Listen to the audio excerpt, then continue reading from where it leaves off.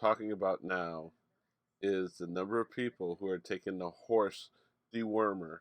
And I mean, it seems like it's increased. It seems like after we first saw it and we laughed and made fun of it, it seems like it's increasing. Even Joe Rogan is claiming to have taken it. And someone said that Joe Rogan was most likely vaccinated, and there's a few other things. And he talked about taking monoclonal antibodies and everything else. And is it called Invect? Well, do you know how to pronounce it? Uh, Ivermectin Ivermectin. Um, or they said ivermectin.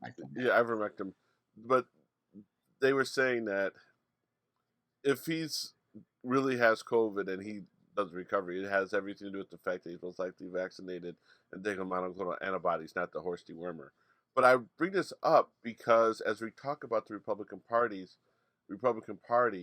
and it's something I've said in previous weeks, the number of people who are literally taking this, it just tells you how gullible a significant number of people who vote in elections in the United States are. I mean, this is embarrassing. You have people, the hospitals are filling up in places like Oklahoma and Nebraska where people are taking this drug and they may or may not have gotten COVID or they may have a mild case of COVID, but they're actually taking something that's making them sick, making them really sick. I mean, what are your thoughts when you keep seeing this? And first of all, did you think that this was going to be a multi-week story or not when we first started talking about it? I did. I'm just surprised it hasn't turned into like taking dog medicine and other shark medicine at this point. I'm sure that's where this is headed. Look, it's not that they're getting sick and they have mild cases of COVID. Sometimes they're just getting sick and they don't even have COVID. They're just taking it preventively just to make sure that they don't get COVID, right?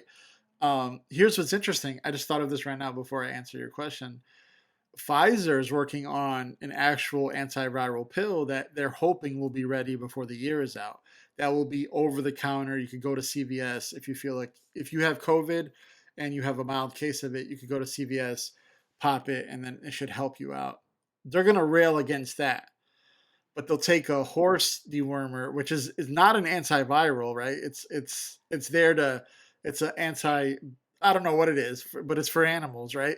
Um, Here's my problem, and I think Joe Rogan has been very problematic. But here's the problem with something like this: is he didn't have, from his own words, didn't have a serious case of COVID. He said, "I got COVID," and we just threw the kitchen sink at it before he even got worse. Right? Here's a guy who works out religiously, who claims that your body is able to handle it, that you don't need vaccines, that 0.00% of people don't die from it, right?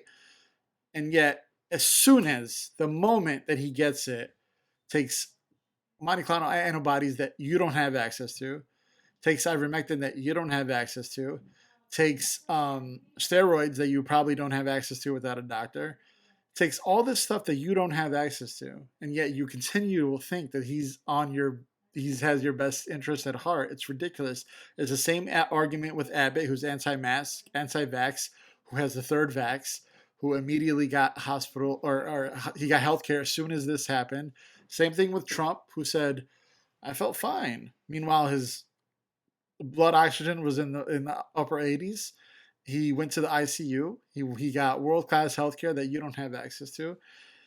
What are we supposed to do? Like, what are we supposed to do other than be like, look, we were telling you this whole time. You still don't believe us. All this is going to do is make people take more ivermectin because, look, it helped Joe Rogan, which Joe Rogan's in perfect shape and he's in great shape. And he probably just, his body was just going to be able to withstand it regardless. So it's just frustrating, John, because you could yell at people all you want. They're just going to want to believe what they want to believe, which is just anti facts and anti truth. It's well, I mean, it just gets so frustrating because, as people have said, you're concerned about an FDA approved vaccination, but you're not worried about a particular drug.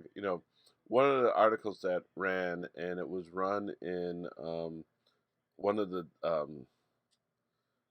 it was an affiliate of one of the networks, ran a story that Do you know that COVID-19 is in the last year since it's come up has killed more police officers than line of duty, stuff. I say it all to say that there's a number of police officers who are not taking the vaccine.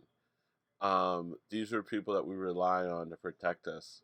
These are the same people who try to justify some of their lethal, deadly force that they've utilized because they're in, they feel like their lives are in danger, and they're not doing what they need to do to protect their lives from a sickness, from a very preventable disease.